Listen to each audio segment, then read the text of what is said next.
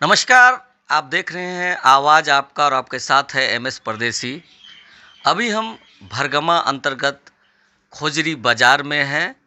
आप उसको खजूरी बाज़ार रजिस्टर्ड नाम कह सकते हैं। यहाँ आपको बता दें कि सरकार के जितने भी नेता चुना जाता है, लेकिन कोई गायकार, कोई कविराज जो है अपने वाणी से सदैव लोगों को मंत्रमुग्ध करते रहते हैं।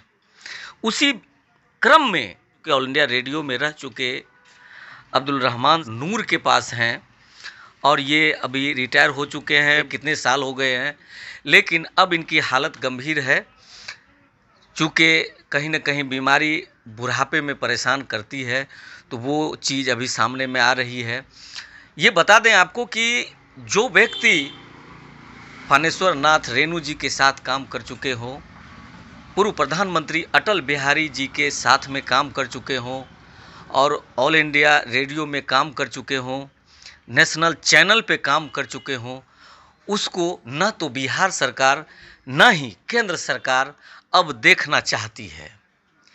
जिस रंग में उस समय लोग रम रहे थे, रंग रहे थे, उस समय बड़ा मज़ा आता था, लेकिन वही व्यक्ति जब आखिरी काल में है तो न सरकारी कोई कर्मचारी, न यहाँ के डीएम साहब, न यहाँ के एमपी साहब, न यहाँ के विधायक साहब इन्हें देखने आते हैं और न ही कोई हाल समाचार पूछा जाता है।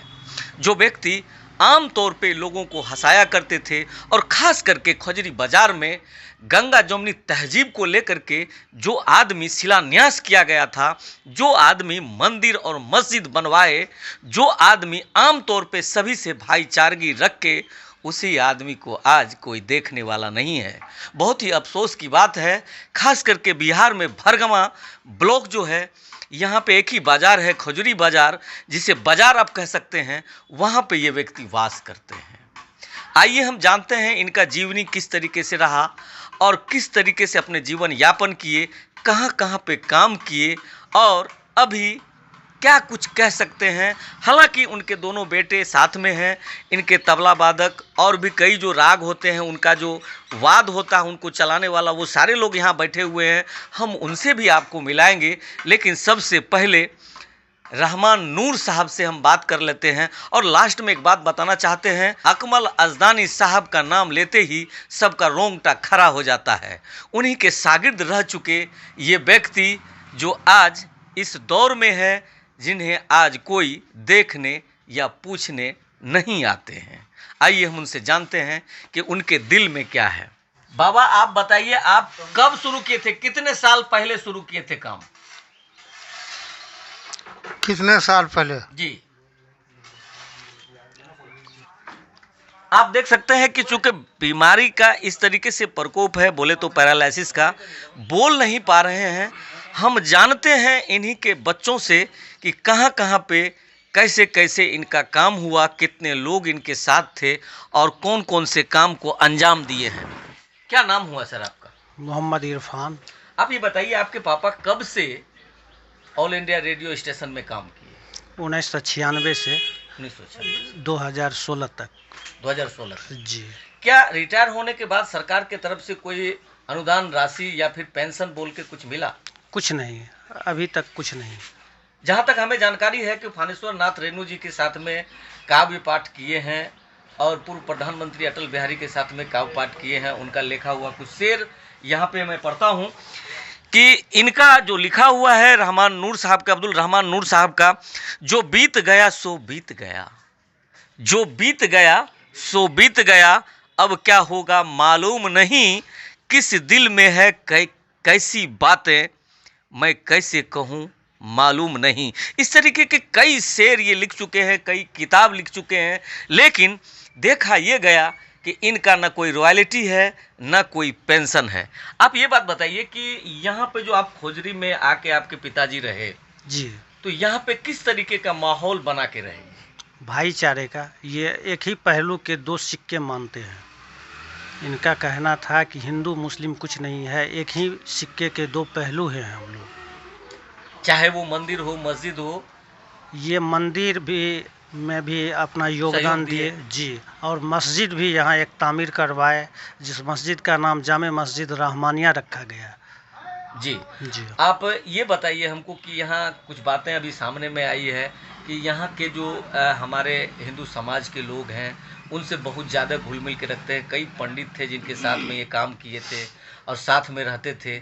उनमें से कितने लोग ऐसे हैं जिनका नाम आप जानते हैं? जी, सबसे पहले तो पंडित परिमल प्रसाद यादव जी थे, जी शास्त्रीय संगीतज्ञ थे यहाँ के। जी उनसे इनकी गहरी ताल्लुक़ थी और फणीश्वर नाथ रेणु जी से जी इनकी गहरी ताल्लुक़ थी। और यहाँ एक कुलानंद अकेला जी हैं, उनसे इनकी गहरी ताल्लुक़ थी और अनेकों लोग हैं। अनेकों लोग। जी इनके शागिर्द में से कितने शागिर्द हैं जिसको जान रहे हैं? जी, बहुत से शागिर्द हैं। जैसे जैसे यहाँ एक अताउल्ला है, फिरोज़ है, जी सूर्य अताउल्ला अता, जी जी जी फिरोज जख्मी जी जी जी, जिसे जी लोग अभी जान रहे हैं। जी और सूर्य नारायण गायक जी हैं। जी और ये हमारे सामने में बैठे हुए हैं जी, भाई उनसे साहब। मैं बात कर लूँगा बाद जी में। जी और बहुत से हैं ऐसे। इनके एक दोस्त थे छैला बिहारी के उस्ताद, जी वो लोग। छैला बिहारी के उस्ताद। जी जी तो वो लोग से इनकी ताल्लुक़ थी काफ़ी। जैसे आपने कहा कि नेशनल चैनल पे भी काम किए थे। जी तो कौन सा टीवी चैनल ये था जी? DD1 पर आराधना प्रोग्राम आता था 5 बजे। सवेरे। जी, उस पर ये नातिया कलाम पेश करते थे, इनकी प्रस्तुति होती थी। और रेडियो में क्या क्या रेडियो में नातिया कलाम इनका होता था, गज़ल होता था, लोकगीत होता था।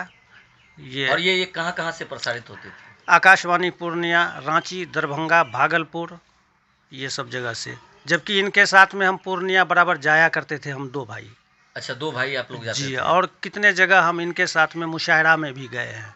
अच्छा अच्छा। जी तो अभी यहाँ पर जो है आप खोजरी में रह रहे हैं, यहाँ पे जो नेतागण हैं, जो बड़े मंत्रीगण हैं यहाँ भरगमा में, और भी अररिया के जो कोई लोग यहाँ आते हैं इनसे मिलने के लिए? पहले तो कतार लगा हुआ रहता था, लेकिन अब कहाँ। ये एक पंक्ति लिखे हैं कि ओ जाने वाले मुड़ कर तो देखो, जुबां चुप रहेगी मगर बात होगी, लेकिन कोई घूम के देखता नहीं है इनको। पहले एक ज़माना था कि बगैर इनके सांस्कृतिक कार्यक्रम, चाहे ब्लॉक में हो या डिस्ट्रिक्ट में हो, इनके बगैर नहीं होता था। ये कला जत्था के संयोजक थे जी। लेकिन अब इनसे कोई मिलने के लिए भी नहीं आता है। ये दुखद भली बात है। जी धन्यवाद। आपका क्या नाम हुआ? मोहम्मद इरफान।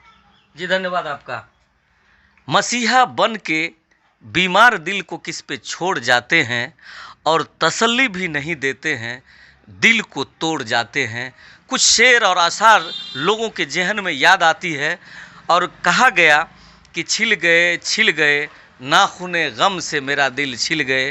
कल जो इजड़ा में गए थे मिलने हम मजनू से, ये कह के रोने लगे कि छिल गए नाखूने गम से मेरा दिल छिल गए। आइए हम जानते हैं इनके दूसरे लड़के से कि क्या क्या इनका योगदान रहा। आपका क्या नाम? मोहम्मद सुलेमान राही। आप ये बताइए, आप तो अपने पापा के साथ में बहुत दिन रहे थे, क्या बजाते थे आप? हम इनका हारमोनियम ड्राइव करते थे। Harmonium drive? जी।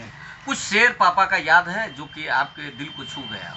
सबसे पहले मैं आपकी आवाज़ चैनल को धन्यवाद देना चाहूँगा, जी जिन्होंने यहाँ आकर इनको जानने की कोशिश की। सबसे पहले बधाई आपको। और इनकी बहुत सारी गज़लें हैं, गीत हैं, देशभक्ति गीत है, लोकगीत है, घरेलू गीत है, बहुत सारे गीत हैं। तो इनका हारमोनियम सबसे पहले हमारे क्लासिकल हो या बेसिकली लाइट म्यूज़िक के जो भी हमारे गुरु हैं जी। वो हमारे फादर ही हैं। इनके बाद ही हम स्वर्गीय पंडित प्रेमल यादव जी और उनके एक शिष्य श्री दामोदर प्रसाद यादव जी वर्तमान में अभी हैं, तो उनसे हम सीख रहे हैं।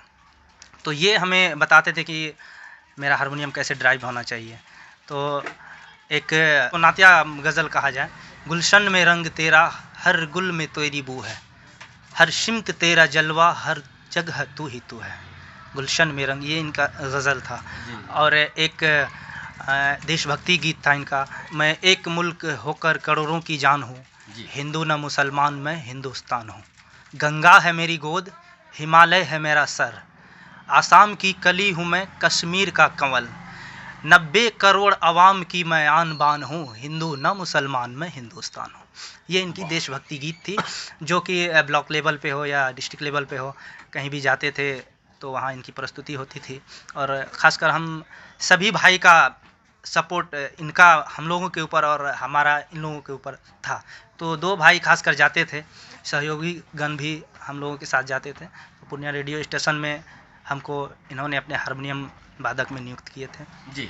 जो कि 2016 के बाद इनके रिटायरमेंट के बाद वहाँ हम लोगों का जाना कम हो गया। बुलाना कम हो गया या जी। जाना कम हो गया? जी, जी। बुलाना कम हो गया। जी, जी।